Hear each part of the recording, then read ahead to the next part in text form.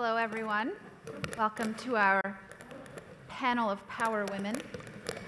We are going to be discussing a new era of humanitarianism. Over 272 million people will require some form of humanitarian aid or protection this year, with 62 million girls out of school globally, and 100 million refugees in the world, and 163 million orphans internationally. We're going to discuss what actions must be taken to improve the reach of humanitarian aid to those in need. And with me today, I have Dale Haddon, founder and CEO of Women One. I have Jean-Celestine Lakin, founder of 1 Million Orphans. And I have Rana Novak, futurist and impact innovator. And I'm Suzanne Kiampour, presenter of the BBC's Out of the Shadows. So I would like to start with Rana.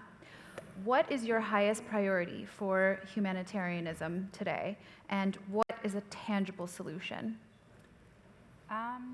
So I think it depends. I think, and I love that you said you asked about today specifically, because I think it depends. I think it depends on the day. I am always rechecking in with myself, asking myself, how am I uniquely positioned right now to make an impact? Some days it feels smaller, some days it feels bigger, some days I'm speaking on a panel, and that's the contribution I'm able to make.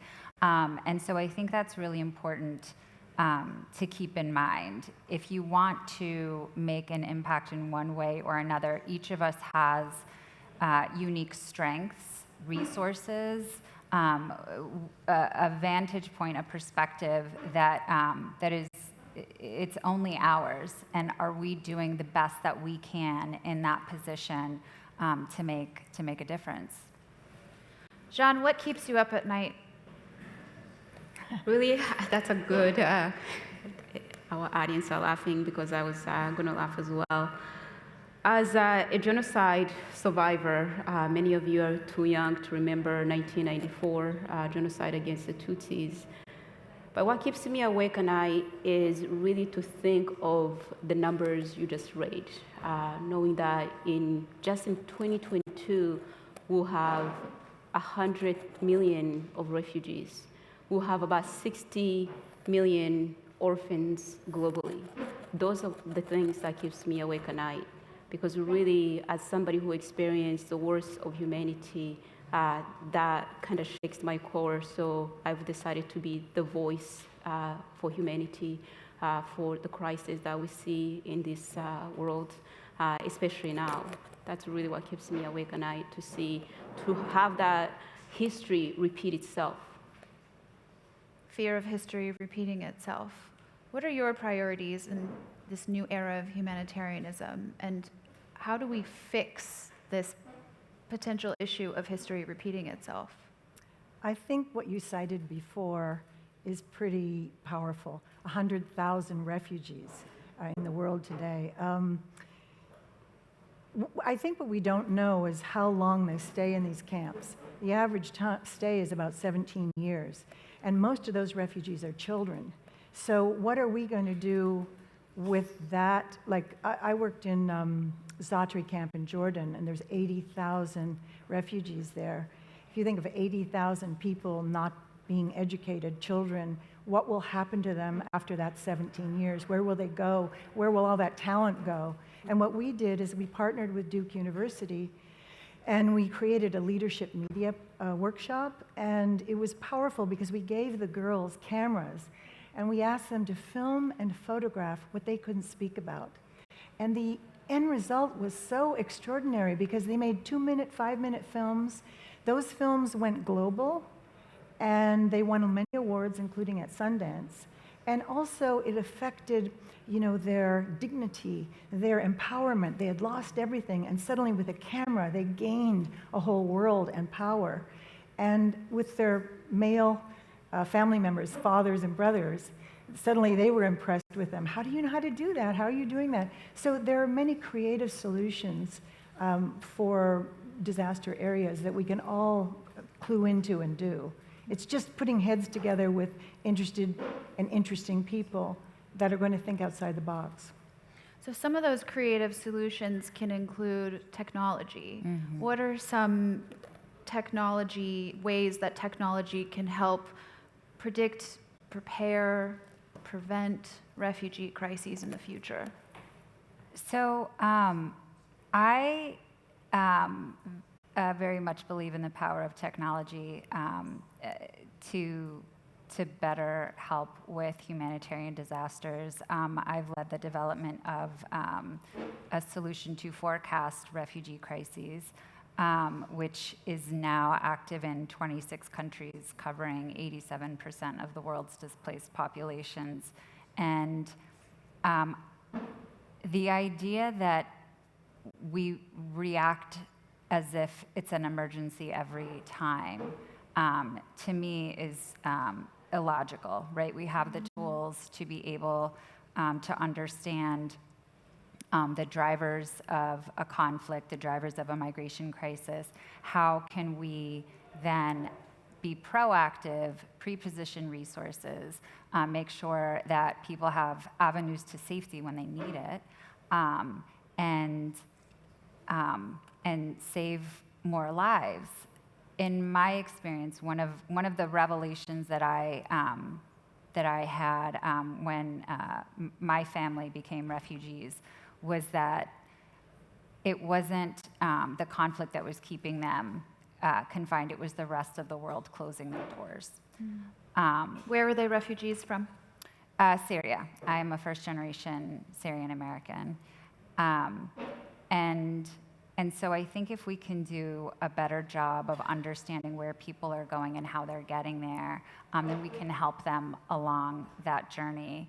And yeah. Absolutely. I think you were talking about what keeps you up at night.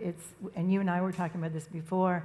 It's those girls or those refugees or those people that you miss, that you can't get in, either because of lack of funds or either just you miss them. That's heartbreaking. Yeah. Because it's, you can get 100 girls, but what happens to the 101st girl? Where does she go? That's heartbreaking. That's really hard. I have a podcast for the BBC called Women Building Peace, and the first episode was on education of women and girls in Afghanistan. And one of the girls in Afghanistan came on the program, and I connected her directly to Hillary Clinton. And she spoke, it was very powerful. They spoke directly. She was hiding in a safe house from the Taliban, and she still hasn't been able to come out. And she still sends me messages. And and she's trying to find ways to actually get an education, and the resilience is really powerful. But I want to ask, particularly Jean, about this. How do you continue an education, even if you find a way to get an education? How do you continue an education when you are living under such traumatizing circumstances? I mean, how do you even retain information? It's a great question. So often education is actually the only escape for refugees, for orphans, for all these people living in crisis. That's almost like a distraction that is a powerful distraction. As one of my all-time heroes, Nelson Mandela, puts it so beautifully, he said that education is the most powerful weapon that we can use to change the world. And that happened to be very true. And to answer that question, I want to give you a context really quick. Myself, I was a 9-year-old, 1994, living with my parents. I had everything I needed as a child. I was very privileged. But on April 7th of 1994, Rwandan genocide came knocking on our door. It was a genocide that was really organized. In the course of 3 months, over 1 million people vanished. And so I found myself, in order to survive, living in the swamps, in the bushes, hiding with my 3-year-old twin sisters. So in there, at the end of that genocide, I was held captive by a man who not only sexually abused me, but he decided to flee into the Congo DRC. There, when he started negotiating how much money that I was worth, because I was going to be sold into marriage as a 10-year-old, I realized the power of education. Now, I share this story not to make you feel sad, because a lot of times we feel sad and we want to just run away. I want to share that story because my story, unfortunately, is not a unique story.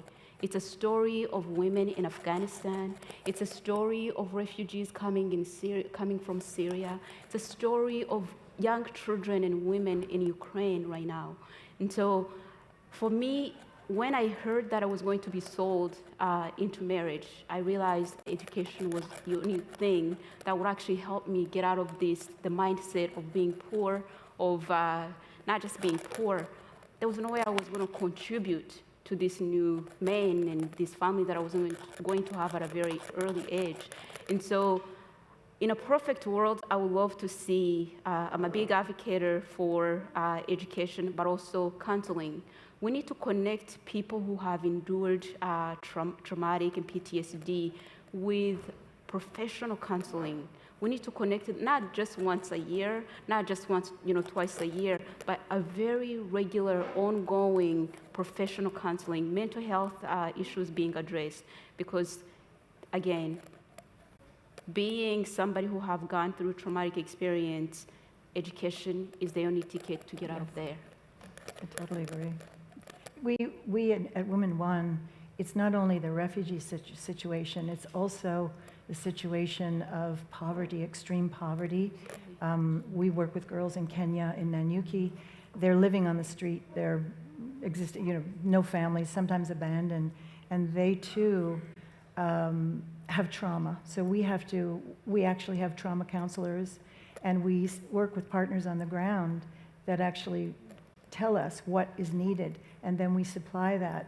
And that's the age. Secondary education is the age the girl is sold off, married, as you were possibly threatened with, and or brought back into the family to work. It's one of the three. So for every year we can keep them in school, the GDP of the country goes up, the violence goes down, occurrences of violence, occurrences of HIV, AIDS goes down. So it's an extremely powerful tool, and the UN often cites that the best investment of your money is the education of a girl, because it's 50% of the population. And when you think about 68, I think it is, or 64 million girls are out of school globally. That's half the population. We need those anchors of solidarity and calm in the world. The mother is the first teacher, right? So she's going to have educated children, more healthy children if she's educated. There's so many advantages. It's very exciting when you see what education does. And when we work with these girls, I mean, some of them have been married, want to be married off to, one girl in particular I'm thinking to, she was 12, she was going to be married off to a 65-year-old man. She actually ran away and put herself into a tree and said, wild animals are going to eat me. I don't care, I'd rather do that. And Where was this? That's in Kenya. Mm-hmm. And so she was, next day she woke up, she was ready and found her way to our school, and she's one of our top students now. And one comment to inject a little bit of tech into this, I believe so strongly that in order to have sustained innovation with these issues, a lot of times I think to myself that innovation comes from the inside. It's going to come from these girls. It's going to come from these people that have lived this experience, right? Because they know what needs to change. They know what needs to happen to make this better for the next generation. So how important is empowering these people with education, making sure that they have access to education and increasing digital literacy? I just think that's so important. That's when I think... And their desire, right? Yeah, they have a desire. Yeah, that's right. You give them a little, they're going to make a huge thing out of it because they want it so badly. Yeah. That's what's so interesting. That's a very good point. Yeah. And here's to seeing more of that. Thank you to the three of you for giving us your insights, and thank you for everyone for coming to this panel. Thank you. Thank you.